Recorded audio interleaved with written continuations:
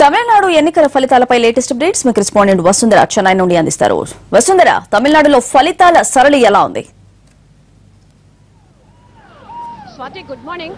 8 గంటలకే ఇక్కడ postal oats ఎంపిక మొదలైంది. ఏంటంటే ప్రస్తుతం 7 గంటలకి మొదలైన ఈ పోస్టల్ ఓట్ బ్యాలెట్ ఏంటంటే అన్ని కూడా 500, 600 ఆ లెక్కనే అందరికీ వచ్చినాయి. అన్ని పార్టీలకి కూడా ప్రస్తుతానికి ఏంటంటే ఏది పోస్టల్ ఓట్స్ లో ఇంకా ఏమీ లెక్కింపు జరగలేదు. అయితే ఈ మేరకు మామూలు లెక్కింపు జరిగింది, ప్రారంభమైంది. ఎలాగంటే మొత్తానికి ఏంటంటే రాష్ట్ర వ్యాప్తంగా 222 నియోజకవర్గాల్లో ఎన్నికలు జరిగినాయి. ఎన్నికలు జరిగితే 73.85% ఓటింగ్ జరిగింది. అయితే 65,400 బూత్స్ లో మాత్రం మొత్తానికి ఈ ఓటింగ్ పూర్తయింది. 16వ తారీఖున పూర్తయిన ఈ ఓటింగ్ లో ఏంటంటే ఈ ఎన్నికల్లో మొత్తానికి 3,728 అభ్యర్థులు పాల్గొన్నారు స్వాతి. అయితే కౌంటింగ్ మాత్రం వెంటనే ఈ రోజు మార్నింగ్ నే స్టార్ట్ అవడానికి అన్ని కూడా ఏర్పాట్లు జరిగాయి. అయితే 68 ప్లేసెస్ లో మొత్తానికి తమిళనాడు రాష్ట్ర వ్యాప్తంగా జరిగిన ఎన్నికల ఓట్ల లెక్కింపు మొదలవుతోంది. చెన్నై మాత్రం చూసుకుంటే మాత్రం చెన్నై అతిపెద్ద జిల్లాగా 16 నియోజకవర్గాలు ఉన్నాయి. ఈ చెన్నైలో 3 యూనివర్సిటీస్ లో వీళ్ళు వచ్చి ఈ పోస్టల్ ఓట్స్ అన్ని కూడా మొత్తం ఫస్ట్ లెక్క పెట్టారు. ఆ తర్వాతే మిగతా ఓట్ల లెక్కింపు ప్రారంభమైంది. అయితే అన్నా university, queen Mary's, Laila college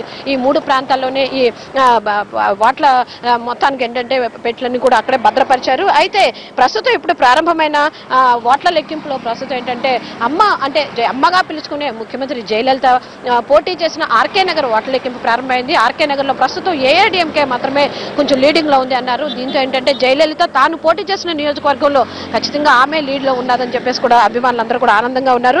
అయితే పోస్టల్ ఓట్స్ కాకుండా మిగతా ఏరియాలు చూస్తే మాత్రం చేపాక్ ఏరియాలో, చేపాక్ నియోజకవర్గంలో గతంలో డిఎంకే వాళ్ళు ఇంతకు ముందు వాళ్ళు కైవసం చేసుకుని ఆ తర్వాత అన్నాడీఎంకేకి వచ్చింది ఆ స్థానం.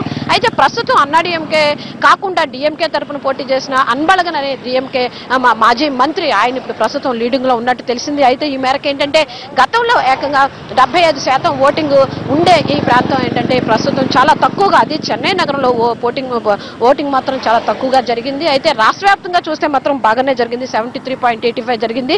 దీంతో ఏంటంటే ఈ రోజు మార్నింగ్ 7 o'clock స్టార్ట్ అయ్యి పోస్టల్ ఓటింగ్, ఆ తర్వాత మామూలుగా ఏంటంటే ఓట్ల లెక్కింపు కూడా ప్రారంభమైంది. దీంతో ఇక కాసేపటికి అంటే 11 లేదంటే 12 గంటలకి ఎవరైతే లీడింగ్ లో ఉన్నారో మనకు తెలుస్తుంది. కాబోయే ముఖ్యమంత్రి జయలలిత, లేదంటే కరుణానిధి, లేదంటే థర్డ్ ఫ్రంట్ విజయకాంత్ అలయన్సా, లేదంటే పిఎంకే, లేదంటే బీజేపీ ఏంటంటే పంచముఖ పోటీ మొదలైంది. అయితే ఈ పోటీలో ఈసారి మాత్రం చాలా ప్రాబ్లం గానే ఉన్నట్టుగా చెప్పాలి. ఏంటంటే ఇది ఒక సస్పెన్స్ గా ఉంది ఈసారి ఎన్నికలు.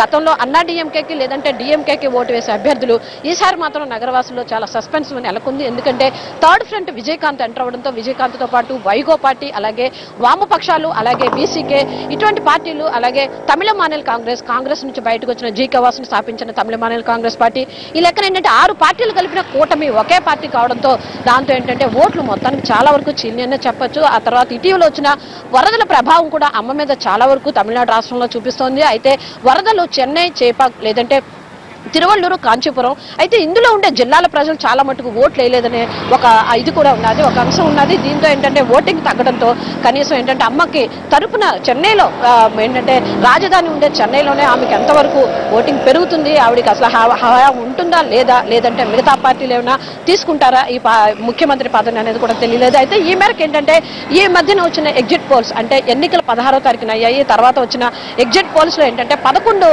సంస్థలు మొత్తానికి ఎగ్జిట్ పోల్స్ సర్వే నిర్వహించాయి. ఈ 11 సంస్థల్లో దాదాపు 4 సంస్థలు మాత్రమే అమ్మ తరఫున లీడింగ్ అని చెప్పాయి. అయితే మిగతా 7 కూడా తాతకి అంటే కరుణానిధి, తాతగా పిలుచుకునే కరుణానిధికి వచ్చినాయి. దీంతో ఏంటంటే డిఎంకే పార్టీలు చాలా సంతోషంలో మొత్తానికి మేమే లీడింగ్ లో ఉంటామని చెప్తున్నారు స్వాతి. రైట్ వసుంధర.